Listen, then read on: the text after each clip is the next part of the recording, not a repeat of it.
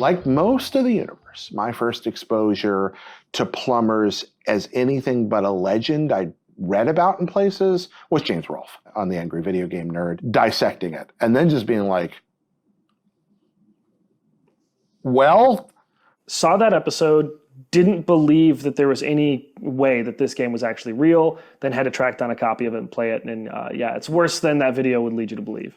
This isn't a game that was particularly well advertised, well regarded. It only became this weird cult classic really through, you know, the sort of YouTube zeitgeist. Like, it took on a life of its own by being such a bad game featured in this very popular YouTube channel. I subscribe to something called Electronic Entertainment, E2, by the way, not E3. And then this magazine and many other PC gaming magazines of the era, you'd flip through, you'd find all your normal games, no problem. Then you get to the back.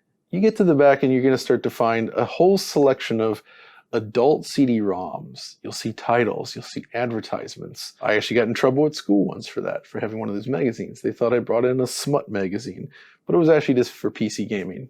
So in one of those issues, I saw something on this game once, and, you know, I just thought it was another one of those silly, you know, sexual FMV games, right? I do certainly remember that someone did a preview. It was not a review, but it was a preview. And I remember looking at the pictures, and I was really excited because I was like, well, I recognize that lady. She's a wrestler. And that kind of gave me a little bit of a wrong idea. It's funny thinking about seeing it in a magazine because you probably saw like this still screenshot of the game, and in your mind you're thinking, oh, this is all like moving video. but like what you're seeing in that screenshot is literally what you get in the game.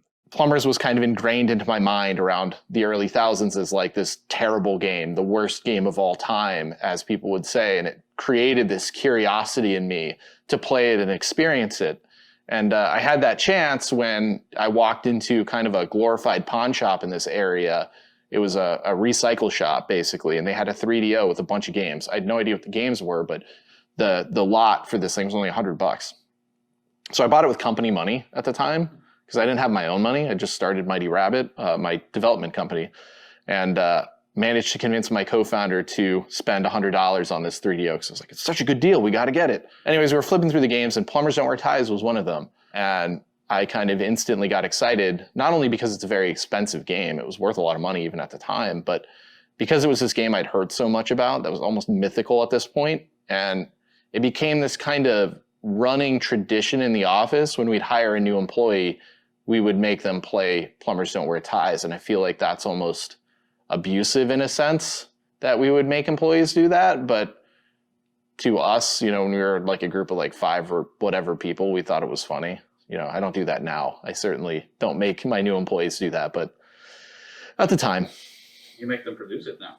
Yeah, now I'm making my employees make Plumbers Don't Wear Ties. So, you know, that's a full circle.